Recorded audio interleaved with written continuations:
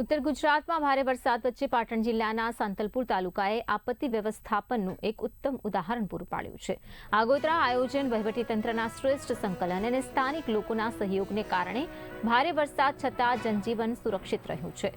દર વર્ષે પૂરથી પ્રભાવિત થતા બરારા અને વોવા ગામોમાં ચોમાસા પહેલા જ તળાવો ઊંડા કરવામાં આવ્યા અને પાણીના નિકાલની અસરકારક વ્યવસ્થા પણ ઊભી કરી દેવાઈ। પરિણામે આ વખતે જળબંબાકાર જેવી પરિસ્થિતિને સફળતાપૂર્વક ટાળી શકાઈ। તંત્રે નીચાણવાળા વિસ્તારોના લોકોની સમયસર સલામત સ્થળો પર ખસેડ્યા હતા। સાથે જ માર્ગ અને મકાન પંચાયત, વીજ અને પોલીસ વિભાગે 24 કલાક કામગીરી કરીને બંધ થયેલા રસ્તાઓ ખુલ્લા કરાવ્યા અને વીજ પુરવઠો ઝડપથી પુનઃસ્થાપિત કરવામાં આવ્યો।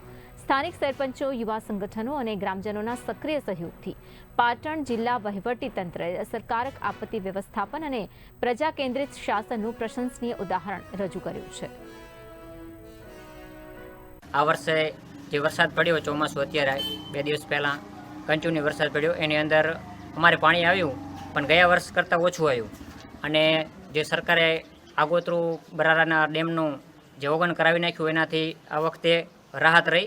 તંત્ર દ્વારા જે કામગીરી અને અગાઉથી પગલાં લીધા તેથી જે આગલી સાલે જે વિકટ પરિસ્થિતિ હતી એ પરિસ્થિતિને ના અનુસરે એ અનુસંધાને ખૂબ સારી વ્યવસ્થા તંત્રએ કરી અને તંત્ર દ્વારા જે વ્યવસ્થાઓ હતી એનાથી લોકોને કોઈ પણ હાલાકીનો સામનો કરવો પડ્યો નથી।